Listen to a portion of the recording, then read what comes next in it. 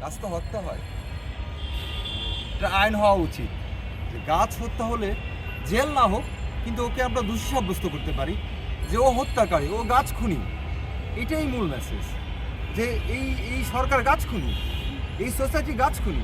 আমি যদি গাছ হত্যা করি আমিও গাছ খুনি, হয়তো আমার জেল ফাঁসি হবে না, কিন্তু আমারও দোষী সাব্যস্ত করা হোক যে আমি গাছ হত্যাকারী। এই জন্য আপনারা এখন মানে দৃষ্টি প্রতিশ্রুতি আসেন, আর আমরা প্রতিশ্রুতি আসুক আর না আসুক, এই জায়গা সবুজ না করে আমরা এই জায়গা ছাড়বো, এক কথাই শেষ। এখন কি এটার কাজ বন্ধ আছে বা বর্তমান পরিস্থিতি কি? কাজ তো বন্ধই আছে, কাজ বন্ধ আছে। তো অন্য দিক দিয়ে হচ্ছে কিনা আমরা জানি না। মানে এই অন্তর্বর্তীকালীন সরকারকে কি বলতে চান? ওরা গাছ হত্যাকারী, ওরা যদি গাছ হত্যা করে ওরা গাছ হত্যাকারী, ওদেরও বিচার চাই।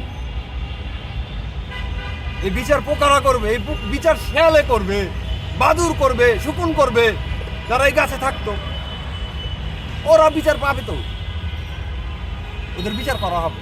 ওরা টের পাচ্ছে না, ওদেরকে পোকা কামড়াবে, কিলবিল কিলবিল কিলবিল করে কামড়াবে। দেখেন যে পিঁপড়াগুলো গাছে বাস থাকে, ওরাও কামড়াবে। এটাই